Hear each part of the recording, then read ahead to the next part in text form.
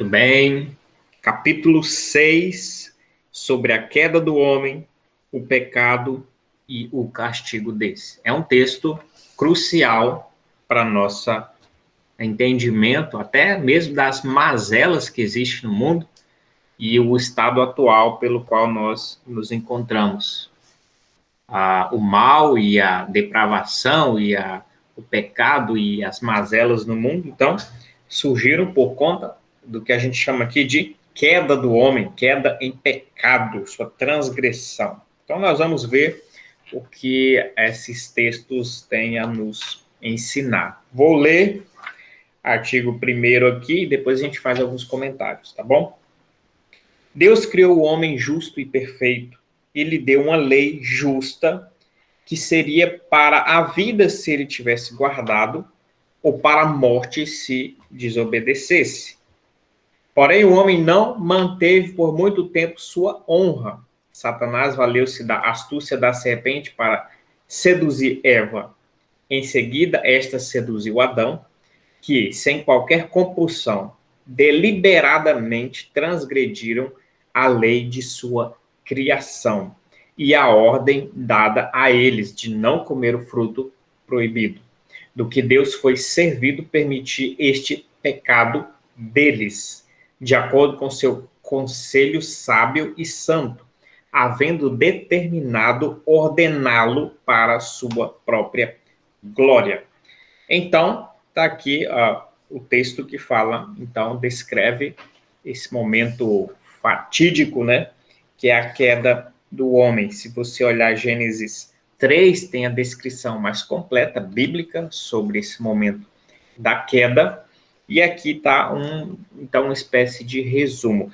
Nós não podemos esquecer jamais, na cosmovisão cristã, essas etapas de Deus e as etapas das criaturas, né? As etapas que são marcantes no desenvolvimento da humanidade. Então, na cosmovisão cristã, sempre você vai pensar assim, ó, em termos de criação, queda e redenção, tá certo? Sempre você vai ter, para tudo que você olhar no mundo, você vai ter que seguir este processo: criação, queda e redenção.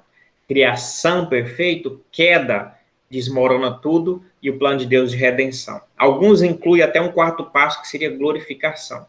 Essa é a cosmovisão cristã da qual nós devemos, e é bíblica, a qual nós devemos, então, abraçar. Não é isso? Porque uma visão mundana não começa com a criação de Deus, por exemplo. Em tudo que você olha no mundo, na natureza, ou uma ciência natural, vamos dizer assim, ou pensamento secular, eles não começam com um Deus bom, perfeito e que organiza tudo. Você consegue perceber isso claramente no desenvolvimento das pessoas, principalmente está ficando mais aflorado. Por exemplo, os ataques hoje à instituição, por exemplo, do casamento, do relacionamento homem-mulher. Então, isso não é considerado como uma criação de Deus. Por exemplo, o casamento, na perspectiva cristã, ele é uma instituição ordenada por Deus. Deus pega Adão, Eva, homem e mulher, e faz o sacramento ali, a celebração do primeiro matrimônio, a estrutura da família. Tá certo? Essa cosmovisão cristã, ela parte, então, da criação, não é isso? Nesse específico, Deus fez bom, queda, a instituição se corrompeu e a gente tem os problemas familiares de casamento e relacionamento, que aí a homem com mulher, que era para ser o ideal, foi desvirtuado e também, e a redenção que Deus quer trabalhar com isso. Entendeu? Então, só pegando um aspecto para ver como ele se encaixa na criação, queda e redenção. Então, o casamento foi assim. Então, quando você olha outros pensamentos seculares, eles não partem da ideia de o casamento ter sido feito por Deus, não parte da criação, queda e redenção. Então, eles partem de um pressuposto de que foi simplesmente uma convenção humana. Os homens decidiram assim, né, se juntar, e por causa, às vezes, até de machismo e outros elementos, excluíram outras possibilidades de relacionamento, mas foi o homem que fez isso, então o homem pode alterar e modificar e aperfeiçoar até chegar no que eles querem chamar de uma família alternativa, uma família aberta, família não sei o quê, porque supostamente o homem pode ir remodelando ao seu bel prazer. Tá certo? Então, praticamente em todas as teorias, você pode pensar a versão cristã, a cosmovisão cristã, parte da criação, queda, redenção. A secular não leva isso em conta. Por exemplo, agora vamos pensar nas teorias da origem do universo. As teorias científicas partem de matéria, de casualidade, de explosões, de coisas até mesmo inexplicáveis que aleatoriamente vão formando tudo. A cosmovisão cristã parte da criação de Deus. Deus fez. As coisas se corromperam e agora estão sendo... o propósito é redentivo. Entendeu? Imaginem tudo. Trabalho. O trabalho. Deus fez o trabalho e era bom. Não é isso? Deus já colocou Adão para trabalhar. Então, trabalho é bom. Criação, bom. Deus criou. Provém de Deus. Queda, o trabalho se tornou ruim com cardos, abrolhos e muito suor do rosto. E uma coisa agora pesada. Redenção. Nós vamos trabalhar pela eternidade e o trabalho é uma coisa boa e Deus vai redimir o trabalho também. E nós vamos trabalhar no céu e pela eternidade também. Nós não vamos ficar de braço cruzado, deitado numa nuvem no céu. Tá certo? Então, essa parte da queda é importante. Assim como nós estudamos a criação, né, você vê que o material está organizado nessa perspectiva também. Lá atrás nós estudamos a criação. Agora vem a queda e depois nós vamos trabalhar com a redenção. Então, nessa perspectiva, a queda deve ser bem estudada também para nós entendermos aonde que nós caímos, aonde que foi o fosso da humanidade, onde que erramos. Não é isso? Porque se a gente não sabe onde foi o erro, a gente não consegue também acertar. É isso? Às vezes a gente para na vida e pergunta assim, onde foi que eu errei, meu Deus do céu? O que aconteceu? Onde foi que eu errei para parar? Para parar... Olha, eu estou sem o microfone aqui, gente. Para parar onde, né? Eu estou, onde foi que eu errei? Enfim, em termos de cósmico, de humanidade, a humanidade erra em Adão, tá certo? Então, Deus criou o homem justo, perfeito, ele deu uma lei justa, não é isso? A lei moral escrita no seu coração, além disso, uma lei específica, não coma do fruto, não é isso? Daquela árvore no meio do jardim, do conhecimento do bem e do mal, não é isso? E se o homem obedecesse, ele teria como, entre aspas, recompensa a vida, e se desobedecesse, teria também como recompensa a morte. Isso está envolto numa complexidade muito grande. Por que que Deus fez isso? Por que que o homem precisou ser, entre aspas, testado, provado? Como que ele é totalmente perfeito, né? Foi criado por Deus perfeito, como é que pôde ser iludido, cair dessa maneira? Enfim, tem algumas dificuldades que transcendem, de fato, nossa explicação. O fato é que o homem não se manteve muito tempo no seu estado de honra, não é isso? A gente não sabe qual é esse período de Adão e Eva em que eles permaneceram puros, mas sugere-se nas escrituras que também não foi um período tão longo, porque a narrativa é muito dinâmica. Outra coisa interessante, Adão e Eva, eles nascem como e são criados justos e perfeitos. Essa justiça deles é diferente da nossa. Vamos dizer assim que a justiça deles é que eles tinham conteúdo, eles eram justos de verdade. Eles tinham uma justiça original, eles tinham um conteúdo perfeito, não é isso? Eles sem pecado, sem pecaminosidade nenhuma. Nossa justiça, eu peguei até essa caneta bem transparente, é uma justiça que ela não tem conteúdo, é uma justiça imputada. Na verdade, seria assim, como Cristo atribuindo sua justiça e tampando a nossa carência, né? Isso, Cristo vindo aqui na frente. Mas nós mesmos ainda somos pecadores e a gente não tem esse conteúdo como Adão e Eva tinham. Então, eles tinham uma justiça diferente, eles tinham a chamada justiça original, eles tinham o conteúdo, eles eram santos, eles eram perfeitos, não tinha um pecadozinho sequer. tá certo? Mas eles, mesmo assim, não conseguiram, por sua justiça própria, por tudo que tinha neles, eles não conseguiram permanecer, então, em fidelidade. Satanás valeu-se da astúcia da serpente, houve uma tentação externa promovida por Satanás, e ele seduz Eva, e vocês sabem do relato. Em seguida, Eva seduz Adão. Na verdade, Adão já deliberadamente já embarca no mesmo projeto. E sem qualquer compulsão, aqui que é interessante, sem qualquer compulsão, né? Tá aqui Adão e Eva, perfeitos, justos. Não houve ninguém com arma na cabeça deles, né? Ó, você vai comer. Não teve uma compulsão interna, porque eles não tinham pecado, não tinham natureza pecaminosa. Nós temos compulsão interna. A gente olha para a imagem e dentro de nós já, de repente, dependendo da imagem, já explode pensamentos, intenções, né? A gente ouve uma palavra, a gente já tem as inclinações e as compulsões dentro de nós. Adão e Eva não tinham isso, essa efervescência, essa inclinação para o mal. Tá certo? Então, sem compulsão, eles deliberadamente. Se a gente pode falar em algum termo em livre-arbítrio, em um homem ter, em determinado sentido, ou pelo menos muito maior do que nós temos, a liberdade de escolha, esse homem era Adão e Eva, né? Isso, o casal. Esses tinham na sua expressão mais ampla essa liberdade, porque eles não eram escravos do pecado ainda. Eles não eram escravizados. Tá certo? Então, se há alguém que teria condições de optar, aí a gente pensa assim, hoje as pessoas, então, advogam ainda que as pessoas têm escolha, pode... Se Adão, que era perfeito, não conseguiu, meus irmãos, que é o máximo que a gente pode pensar de uma pessoa que tem liberdade, na primeira tentação, eles não conseguem resistir. E aí eles optam pelo que é ruim. Tá certo? Então não houve compulsão.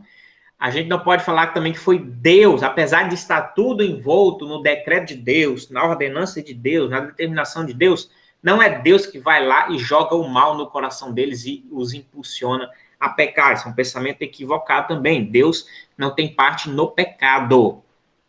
Tá certo? O pecado essa decisão pecaminosa é responsabilidade exclusiva, intrínseca desse camarada aqui. Então a pergunta é, se não é Deus que está insuflando eles, se não tem nada dentro deles fazendo isso, é uma coisa só externa, como é, então, que esses seres pecam? Então alguns pensam que houve uma espécie de, vamos dizer assim, na nomenclatura, uma espécie de salto quântico. O homem consegue pecar. O homem consegue descobrir esse negócio por si só. O homem consegue dar vazão ao seu coração. O homem, por alguma característica intrínseca da própria criação, consegue expressar o que é a criação, imperfeita, ou pelo menos limitada em relação ao seu Criador, e aí ele peca, tá bom? Então, é uma coisa extremamente complicada, de fato, quando a gente chegar no céu, eu vou perguntar para Deus, Senhor, como é que Adão... Tem algumas perguntas, né? Tem algumas perguntas que às vezes a gente não precisa nem perguntar, quando a gente chegar lá já vai estar tudo claro na nossa mente. Mas se for preciso perguntar, eu vou perguntar como que Adão pecou, como é que surgiu num ser que era perfeito, de repente brotou o mal, e aí isso explodiu e ele caiu. Como Adão pecou, foi um salto quântico, como é que ele pôde produzir essa aberração? Outra coisa que eu perguntaria Senhor, como é que o Senhor predestinou? O Senhor sentou no seu conselho e qual foi as orientações, o que inclinou, o que fez com que o Senhor decidisse escolher alguns para a vida e alguns não foram escolhidos? Então, é uma curiosidade também. É claro que a gente vai perguntar, não sabe se Deus vai responder do jeito que a gente quer, mas Deus tem os seus critérios e ele é sempre justo, e a gente vai entender e falar, o Senhor tem sempre razão, tá certo? Então, eles transgrediram a lei, eles caíram, por isso a gente não pode subestimar o pecado e nem os mínimos detalhes. O pecado, às vezes, ali em Adão foi uma coisa infantil, às vezes a gente acha que é uma bobeira. Eles comeram de uma fruta. Hoje, de repente, se um pai fala para o filho, filho, não come maçã, aquela maçã, ou outro exemplo, não come doce antes do almoço. E aí o filho vai lá na geladeira e de repente pega um docinho, põe na boca e você vê aquilo lá.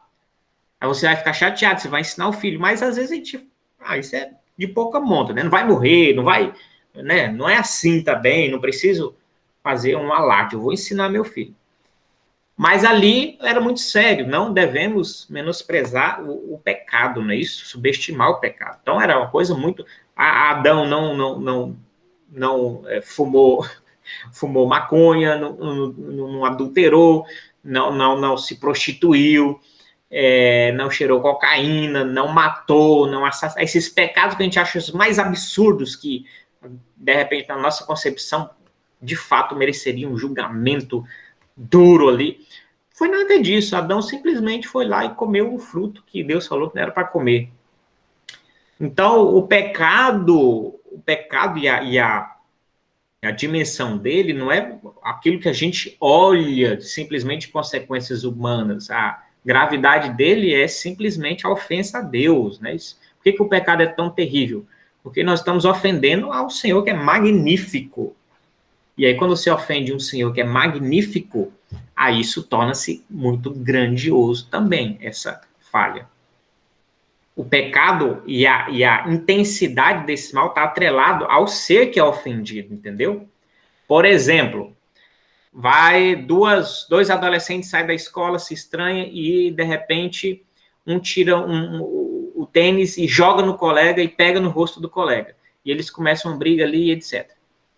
De repente, quando apartar a briga, tal, esse lançar de um tênis que pegou o rosto do outro, né, e aquela briga, aquela coisa toda, se resolve sem maiores problemas. Agora lança um tênis na face do como é que é? Do presidente dos Estados Unidos lá, Joe Biden. Vai numa reunião, pega o sapato e tum. Já fizeram isso, né? Jogaram sapatada no Trump, ele desviou. Mas, aí muda, entendeu? Você jogar um sapato na cara do seu colega de trabalho e se desentender com ele é uma coisa. Joga um sapato na face de um presidente, você vai preso na hora, você recebe um processo absurdo e, se duvidar, você vai ficar entrancafiado por causa disso. Então, a comparação é a mesma. O pecado, ele é grandioso em relação a quem você está, né, cometendo. Então, por causa de ser Deus, o Senhor do universo, essa sapatada, ela torna-se muito mais prejudicial, tá bom? Então, foi isso, por causa de uma desobediência, então houve a destituição, não é isso? Do estado do homem, é o que a gente vai ver no próximo parágrafo aqui. No item 2 está dito o seguinte: nossos primeiros pais, por este pecado, decaíram de sua retidão original e da comunhão com Deus, e nós neles, e por isso a morte veio sobre todos. Todos nos tornamos mortos em pecado e totalmente corrompidos em todas as faculdades e partes da alma e do corpo. Aqui tem algumas coisas muito interessantes também. Então, nossos primeiros pais, por este pecado, este específico, houve a queda. A gente chama de queda, que decaíram, porque eles, figuradamente, eles estão numa posição maravilhosa e eles, de fato, eles caem no conceito com Deus, na relação com Deus, nas benesses para com Deus, eles desabam, de fato. Eles estão na cobertura e são precipitados para o subsolo do relacionamento com Deus. Certo? Então, a linguagem é essa mesmo, a linguagem da queda, decaíram, etc. Perderam a retidão original, agora eram isso, com muito conteúdo completo, aí passam a ser um negócio assim, sem tanto conteúdo, falho e pecadores, não é isso?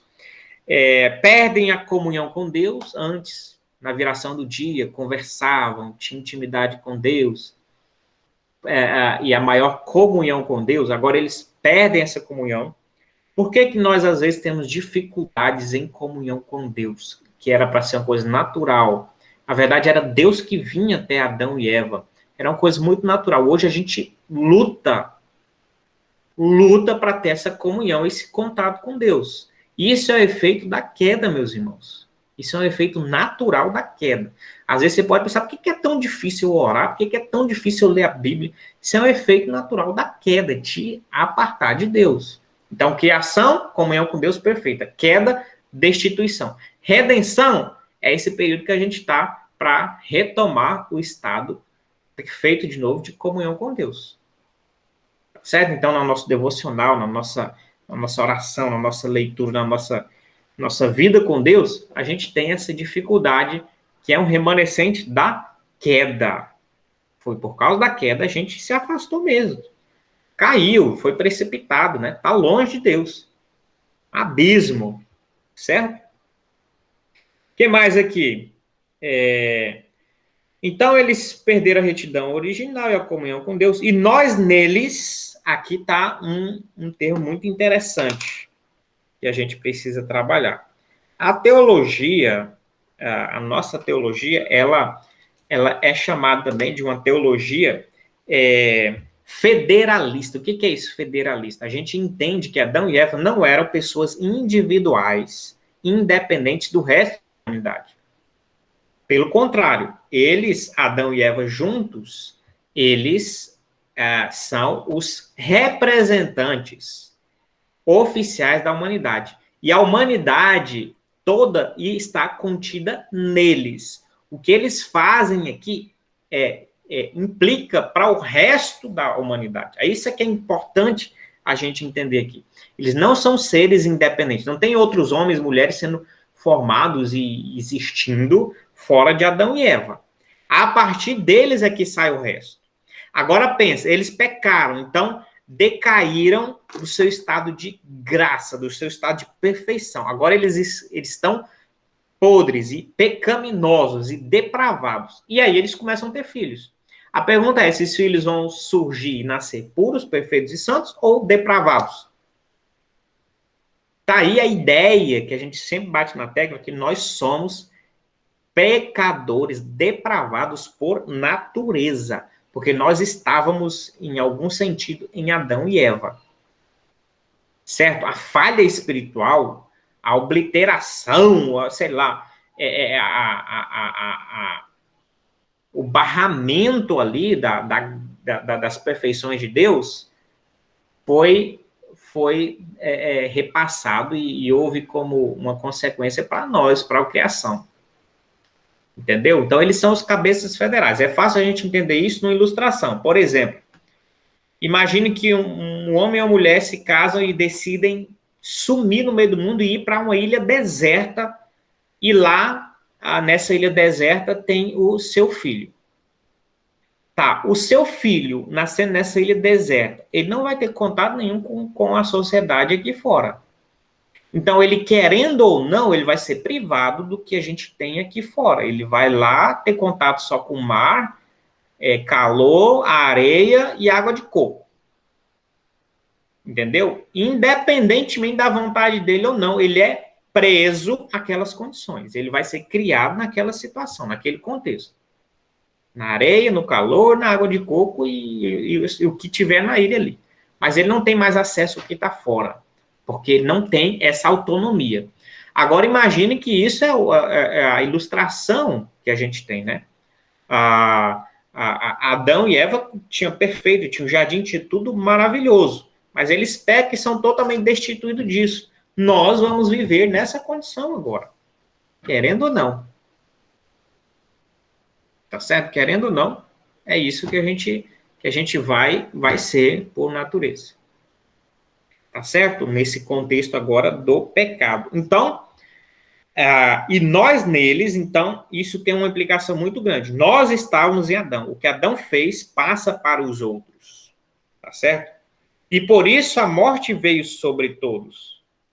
Não é isso? Romanos 3:23, Paulo fala assim, todos pecaram e carecem da glória de Deus. Todos pecaram. Romanos 3:23. Todos pecaram. Por que todos pecaram? Em Adão, todos já são pecaminosos. Todos já, derivando de Adão, já derivam a sua depravação. Tá certo? Esse pecado de Adão, que é retransmitido, é tipo assim, pensa que Adão é um livro original, tá certo? E você vai tirar uma xerox, né? É um livro original, mas aí o pecado veio e já imagine que jogou óleo aqui, já manchou, certo? E aí você vai tirar cópia disso aqui numa máquina de xerox, que já também não é muito boa, mas você tira uma cópia. Então, a primeira cópia, imagina, vai ser uma reprodução desse livro manchado.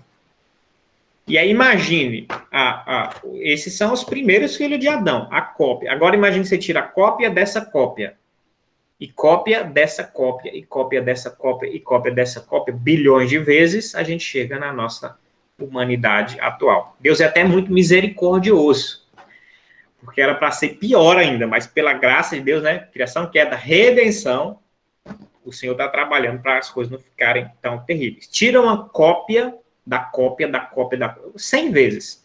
No final você vai ver o que vai sair. Então é isso, basicamente, que aconteceu com a humanidade. Nós somos cópia da cópia da cópia da cópia do pecador, entendeu? Então nós já somos uma cópia pecaminosa. Então, é isso que o texto está falando. Então, por isso a morte veio sobre todos nós. Que morte? É o pecado. O salário do pecado é a morte. Deus falou assim, se comeres, tu certamente morrerás. Comeu, então espiritualmente morreu. Morreu espiritualmente, vai morrer fisicamente também. Então, esse pecado original transmite, e é por isso que ele repassa a morte. Porque é o salário desse pecado é a morte. Por isso que todos morrem. Está lá em Romanos 5, vou ler aqui, porque é um texto que a gente precisa trabalhar ele. 5:12. Romanos 5:12. Está escrito assim, ó. Portanto, assim como por um só homem entrou o pecado no mundo, e pelo pecado veio a morte, assim também a morte passou a todos os homens, porque todos pecaram. Aí a pergunta é, por que a morte passou a todos os homens e por que todos pecaram? Sem ter uma exceção. Todos pecaram, a morte veio e alcança a todos, por exemplo. Porque o pecado original de Adão já foi repassado na sua cópia, na xerox, nos seus descendentes.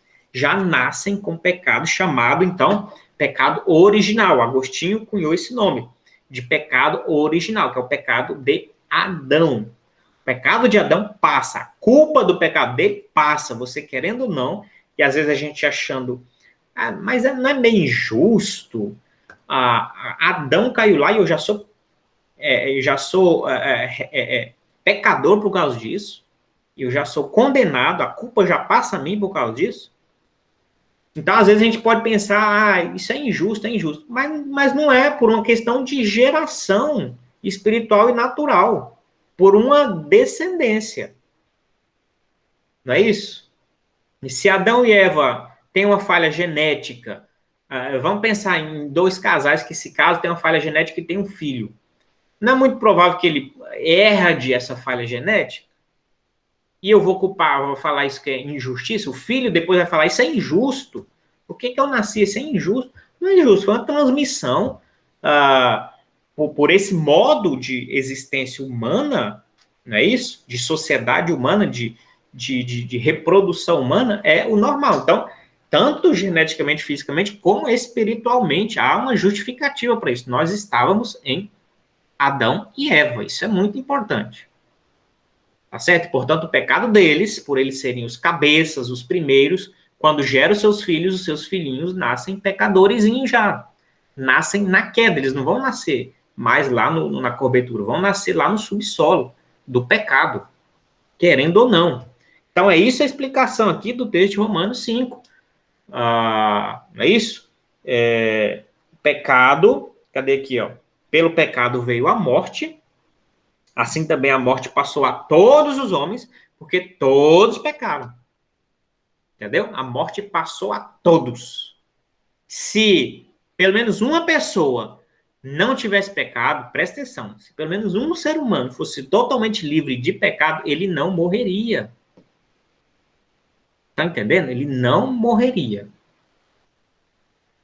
Certo? Tanto é que quando Jesus morre, Jesus não tem pecado. Então ele está assumindo o pecado dos outros, né? Então quando ele morre, por isso que a morte não conseguiu detê-lo. Presta atenção. Por isso que a morte, ele morreu fisicamente, houve esse episódio, mas é como se tivesse bugado o sistema.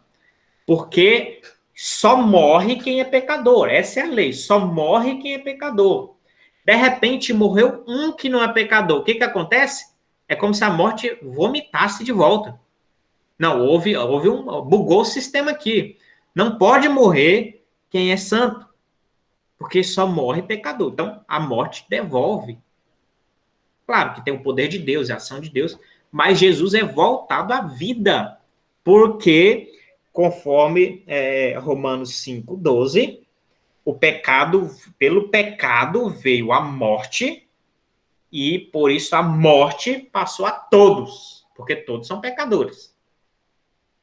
Tá certo? Agora, se não há pecado, não passa a morte. Entenderam? Porque a morte não pôde deter a Jesus Cristo. Então não pôde, porque ele não era pecador. Então a morte joga ele de volta. E, assim, metaforicamente falando. Deu um bug no sistema aqui, bugou o sistema. Quando Jesus morreu, deu curto-circuito e joga ele de volta. Certo? É mais ou menos essa ideia. Então, mas o nosso foco aqui é que a morte passou a toda a humanidade. A Bíblia que está falando isso. A morte passou a toda a humanidade. Aí os teólogos veem isso aí. A morte passou a todos. Aí eles conseguem somente definir melhor, né? Isso é por causa do pecado de Adão, pecado original, dessa transmissão, dessa imputação para os seus filhos, etc. E explica um pouquinho melhor por que essa morte passa a todos. Mas a Bíblia deixa claro isso, né? Vamos continuar aqui, então. Isso a morte veio a todos nos tornamos mortos em pecados e totalmente corrompidos, aqui é chamada depravação total. Totalmente corrompidos significa que, por nós mesmos, nós não temos mais nenhuma condição de acessar a Deus e alcançar a salvação por meios próprios, porque nós estamos totalmente corrompidos. Em todas as faculdades, em tudo nosso foi bagunçado por causa da queda. A mente, as emoções, a vontade, tudo foi bagunçado. A nossa mente, como a gente pensa, vê, interpreta o mundo. As emoções, como eu sinto, como eu reajo. A vontade, o que eu desejo, tudo isso foi bagunçado em nós por causa da queda. Em todas as partes da nossa vida, corpo e alma, parte física e parte espiritual. Veja a dimensão dessa bagunça e dessa precipitação. Nós ficamos, então, totalmente bagunçados agora, depois da queda, em todo o nosso ser. Tá certo? Então, aqui é o que a gente chega ao ponto que a gente chama de depravação total. Depravação total não quer dizer que você vai ser a pior espécie que seja possível, mas quer dizer que você está infinitamente distante de Deus por causa do seu pecado. E não importa o que você tente, queira, deseje, você não vai ter condições, forças em si mesmo de fazer o que é agradável, bom a Deus, de se recomendar a Deus em santidade e, vamos dizer assim, salvar-se diante de Deus. Porque você não vai querer isso, porque você é depravado. Aquele que caiu lá para o subsolo do pecado não vai chegar lá na cobertura mais por conta própria de jeito nenhum. De jeito nenhum. Ele vai precisar ser içado para lá por um elevador ou alguma coisa, mas ele não conseguirá ir por suas forças próprias. Essa é a ilustração aqui. Então, agora sim, agora fica mais fácil, né? Depois de Adão, aí eu vejo até com admiração como as pessoas conseguem achar que são livres para escolher o que querem, o bem e o mal, a fazer ou não fazer a vontade de Deus. Porque depois de Adão fica muito claro que nós somos mortos, nós somos escravos do pecado, nós estamos presos, né, no império das trevas. A Bíblia deixa isso bem claro. Efésios 2 diz que nós estávamos mortos em nossos delitos e pecados. Efésios 2:1, texto bem clássico para a teologia reformada, diz o seguinte: ele lhes deu vida quando vocês estavam mortos em suas transgressões e pecados, nos quais vocês andaram noutro tempo, segundo o curso deste mundo, segundo o príncipe da potestade do ar, do espírito que agora opera nos filhos da desobediência. O espírito que agora opera nos filhos da desobediência. Ou seja, são alvos da operação do diabo, do aprisionamento do diabo. Tá certo? Colossenses também fala que o Senhor não nos deu, nós fomos arrancados do império das trevas. Colossenses 1:13. Olha como é que é a ilustração de uma salvação. Ele nos libertou do poder das trevas. A gente não estava em meio termo, a gente não estava neutro. Quando Jesus salva, Jesus não salva uma pessoa neutra, que está nem lá, nem que a pessoa não se decidiu ainda, ou a pessoa, né, na salvação que vai decidir. Não. A visão aqui é uma pessoa vindo, invadindo um reino e arrebatando outro que está preso. Olha lá. Ó. Ele nos libertou do poder das trevas e nos transportou para o reino do Filho amado, em quem temos a redenção, a remissão dos pecados. Então, a visão aqui é uma visão de guerra, de buscar aquele que está preso. Então, o homem não é mais solto, livre e tendo todas as suas possibilidades, mas ele é preso. Ele está preso em seus pecados. Jesus disse aquele que, num confronto com os judeus, lá em João, deixa eu ver se eu acho que é rapidinho, ele disse que aquele que é pecador, ele é escravo do pecado. Deixa eu ver aqui. Aqui, ó. João 8:31. Olha que interessante. Então Jesus disse aos judeus que haviam crido nele: se vocês permanecerem na minha palavra, são verdadeiramente meus discípulos. Conhecerão a verdade e a verdade os libertará. De novo, a visão de libertar. A pessoa, então, está presa. Está acorrentada. Não há uma neutralidade aqui de opção da pessoa. A pessoa está presa. Ela está no império das trevas. Tá certo? Aí os judeus retrucam. Eles responderam: somos descendência de Abraão e jamais fomos escravos de ninguém. Como você pode dizer que seremos livres? Então, eles, né, na mentalidade deles, né, equivocada, né, falaram, até trouxeram para um patamar bem humano, mas nós não somos escravos, nós não estamos acorrentados, nós somos filhos de Abraão, né, bateram no peito, nós somos filhos de Abraão. Aí Jesus responde assim, essas pessoas então não se achavam escravas. Aí Jesus responde assim: em verdade, lhes digo que todo o que comete pecado é escravo do pecado. Todo que comete pecado é escravo do pecado. O pecado não, o escravo não fica sempre em casa. O filho sim, fica para sempre. Se, pois, o filho vos libertar, vocês verdadeiramente serão livres. Bem sei que vocês são descendentes de Abraão. No entanto, estão querendo me matar, porque a minha palavra não está em vocês. Eu falo coisas que vi do meu pai. Enfim, aí Jesus continua o seu debate contra os judeus. Mas o ponto aqui é que Jesus fala aqui, ó, que quem comete pecado é escravo do pecado. Escravo. Não quer dizer que você tem a opção de sair. Ah, não, hoje eu vou parar de pecar, hoje eu vou escolher Deus, por hoje não vou pecar, né? Que nem tem um ditado aí, por hoje não posso pecar, não sei o quê.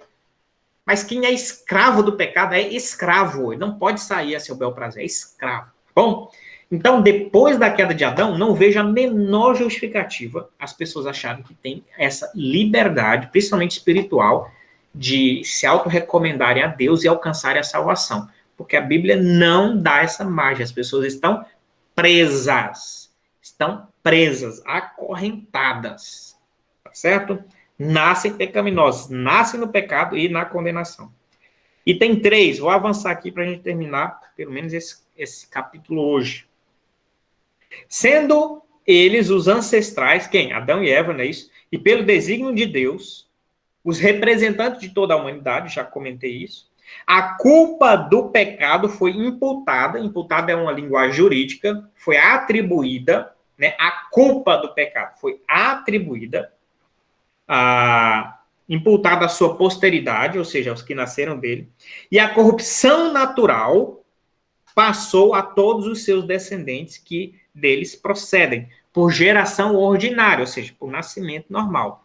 Sendo estes agora concebidos em pecado e por natureza filhos da ira.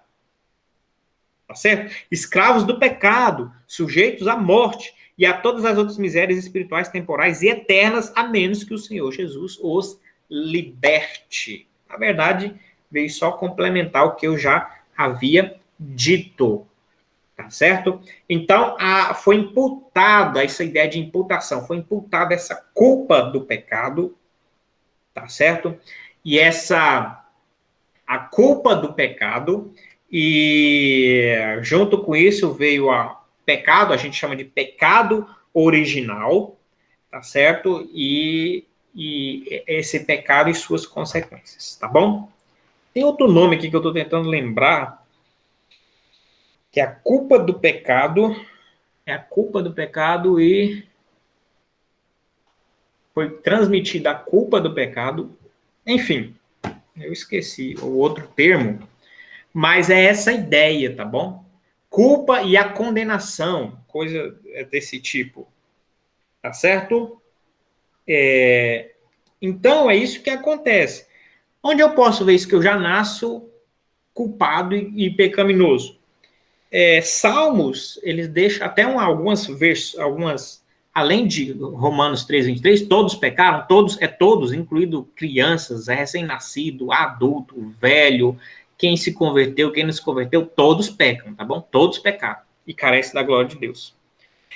Mas Salmo 51:5, Davi fala, em pecado me concebeu minha mãe. E alguns tentaram deturpar ali, falando que foi o ato, ele está falando do ato sexual, que é pecaminoso, mas quando ele fala em pecado me concedeu minha mãe, o contexto e a boa exegese do texto diz que não tem a ver com nada relativo ao que sua mãe tenha feito. Ele está falando que em pecado concedeu minha mãe, porque ele nasceu em pecado foi concebido, ele já foi, aqui, ó, Salmo 51:5, eu nasci na iniquidade, e em pecado me concebeu minha mãe, certo? Então, ele já tem essa ideia de que na concepção, ele já nasce em pecado. Olha que interessante, uma criança é pecadora? Sim, meus irmãos, desde o ventre, desde a concepção. Olha outro texto aqui, Salmo 58:3. Salmo 58:3. Os ímpios se desviam desde a sua concepção. Nascem e já se desencaminham proferindo mentiras. Os ímpios se desviam desde a sua concepção. Como é que você vai entender isso? Pecado original, transmissão da culpa. Já essa transmissão da carga pecaminosa de Adão e Eva. É a Bíblia que diz isso. Tem muitas teologias e pessoas forjando que não é assim, para não dar tanta gravidade e peso ao pecado. As teologias que justamente tentam amenizar o pecado e dar mais potencial ao homem, elas tentam ofuscar isso, de que você não nasceu tão ruim assim, você nasceu só meio capenga, mas você pode alcançar e se redimir e melhorar. Ou seja, o pecado não é tão pecado assim, tão desastroso assim, você não está totalmente depravado, não, você só está um pouquinho, enfim. Mas a Bíblia fala que nós somos incapazes e que desde a concepção nós estamos desviados, tá certo? E tem outras linguagens bíblicas para isso também. E tem 4, desta corrupção original, pela qual totalmente indispostos, incapacitados e adversos a todo bem, e inteiramente inclinados a todo mal, somos inclinados ao mal, é que procedem as transgressões atuais. Agora a gente vai também fazer uma pequena divisão aqui.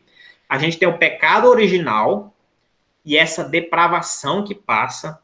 Dessa depravação e desse impulso, aí surgem os nossos pecados atuais. Aí o que a gente assina embaixo mesmo, que tem a nossa assinatura. A gente tem uma assinatura de Adão e Eva, né, uma certidão de falência deles em nós, a assinatura deles. Mas, a partir dessa predisposição, aí a gente começa a praticar os nossos pecados e transgressões atuais. A gente mente, a gente rouba, a gente furta, a gente cobiça, a gente faz um monte de coisa, a gente se desvia de Deus, a gente não ama Deus, blasfema, a gente é inclinado para o mal, é inclinado para todo o mal e adversos a todo o bem. Tá certo? E aí, por conta disso, vem a nossa corrupção atual. Corrupção original gera a nossa corrupção atual e mais pecados para nossa conta, para serem computados. Olha a dimensão, então, da necessidade da graça de Deus. Deus, quando vem, então, ele tira o pecado original, perdoa o pecado de Adão, joga fora essa corrupção, pega as nossas também e joga fora tudo isso e, com seu mérito, ele paga isso tudo para a nossa salvação. Olha que envergadura. Imagine em cada pessoa isso. Que envergadura da obra de Cristo. Tá certo?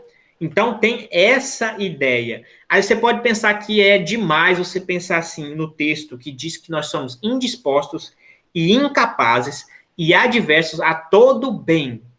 Aí você pode pensar assim, não, mas isso é muito pesado. Eu conheço pessoa que não é crente, que ela não é incapaz, indisposta e adversa a todo bem. Elas gostam de fazer algum bem. Elas gostam de atravessar a velhinha na rua, elas gostam de salvar animais que estão sendo maltratados, elas gostam de fazer o bem. Acontece que esse bem aqui, a gente está num contexto espiritual, não quer dizer algumas ações sociais. Esse bem quer dizer o bem no padrão de Deus, em termos que agrade a Deus, agir para a glória de Deus.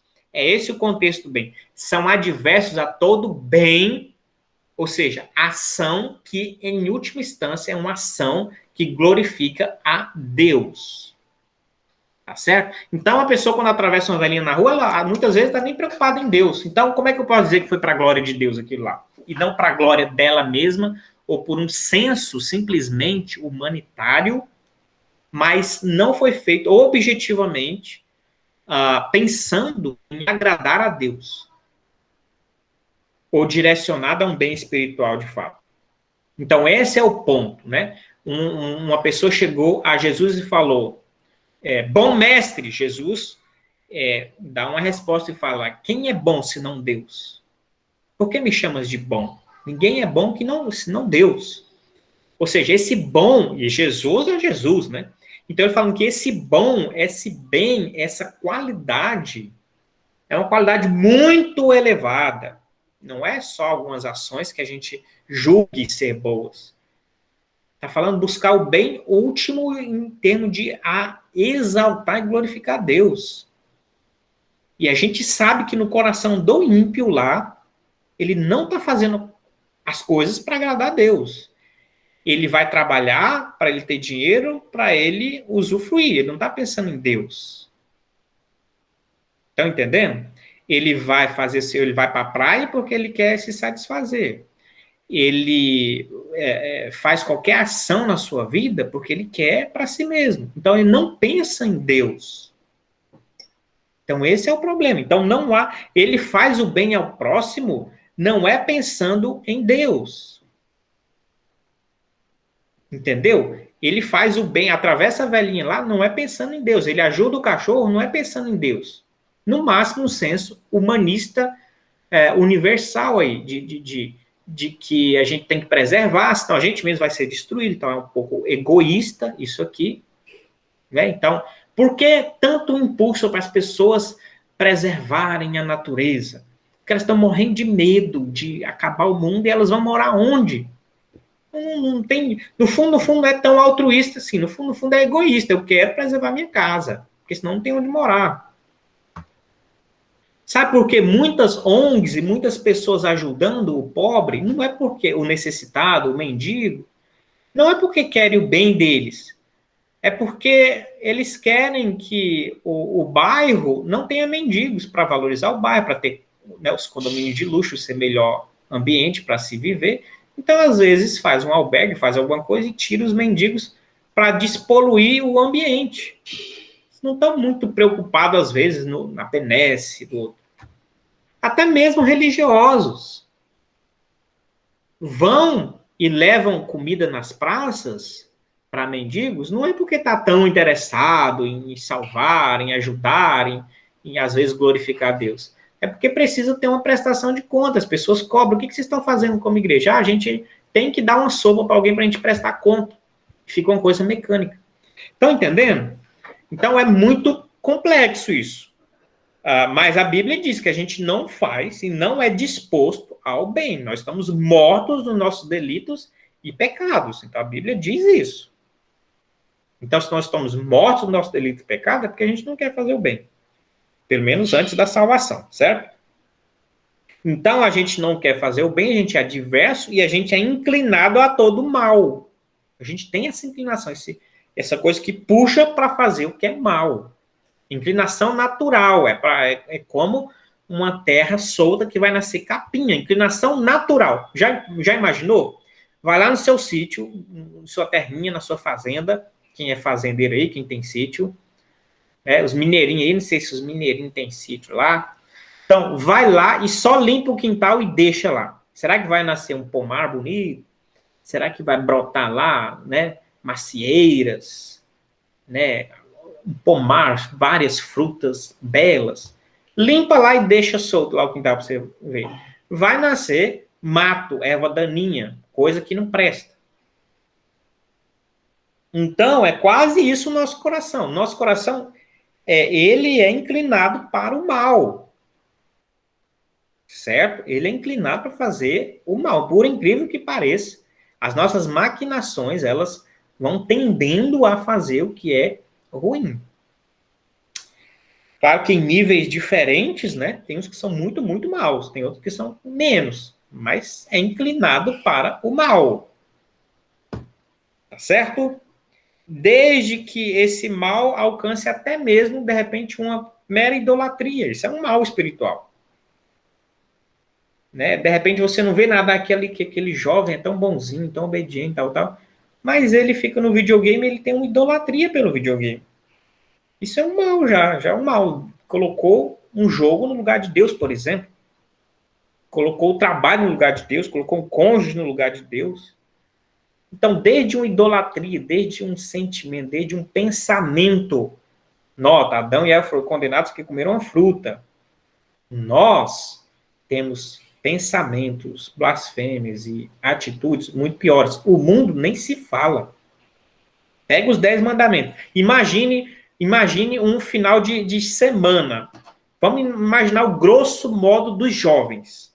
Pega uma cadernetinha com os 10 mandamentos e vai numa baladinha aí, numa boate. E chama um jovem à parte. Você tem o único Deus como seu verdadeiro Deus? Você usa o nome de Deus em vão? Você adora ele com toda a sua força, entendimento, etc. Você guarda o sábado? Ou, melhor dizendo, você tem algum dia ou momento especial que você cultua ao Senhor? Você irou-se contra alguma pessoa?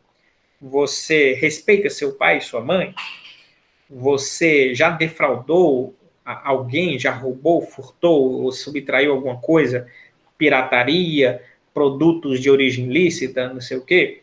Você cobiça, nessa noite você está cobiçando alguém, a mulher do outro, você é lascivo, você está com lascívia no seu coração, você é adúltero, você está dormindo com mulheres, ou pretende dormir com mulheres ou homens nessa noite, por aí, você só pega os 10 mandamentos e passa ali, e sai nos milhões e milhões, se não bilhões de jovens que todo final de semana, no final de noite, de tarde ou noite, vão para os seus lazeres, para suas baladinhas, para suas festas.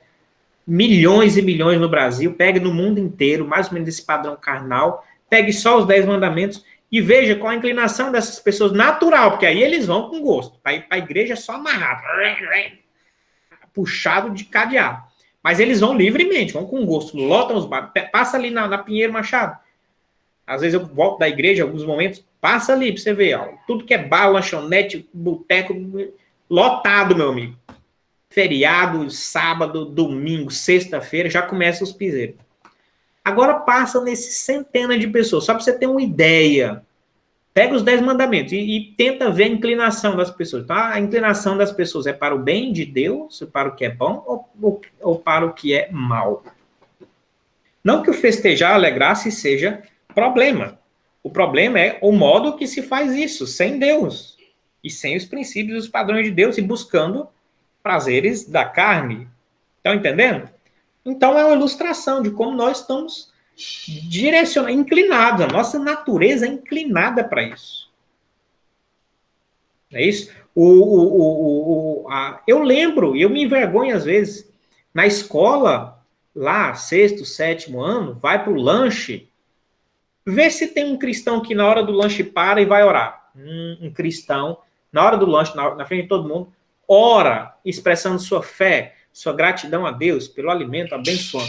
Não faz porque tem vergonha. Até mesmo os cristãos no ambiente mundano, eles se sentem pressionados.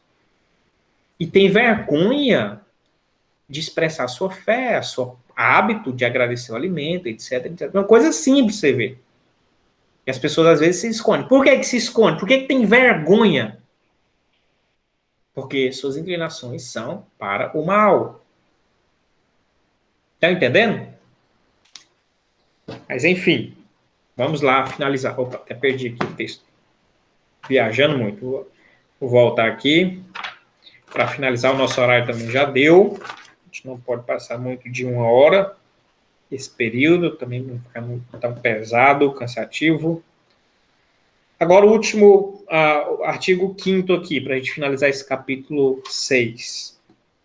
A corrupção da natureza persiste durante esta vida naqueles que são regenerados. Meu amigo, mesmo depois de você sendo salvo, ainda resta um resquício dessa natureza e dessa corrupção. Por isso a nossa luta contra o pecado. A explicação da carne e o espírito, essa batalha, porque Deus, apesar de espiritualmente ter feito uma obra maravilhosa, está assegurado, imputado à justiça e à salvação de Cristo.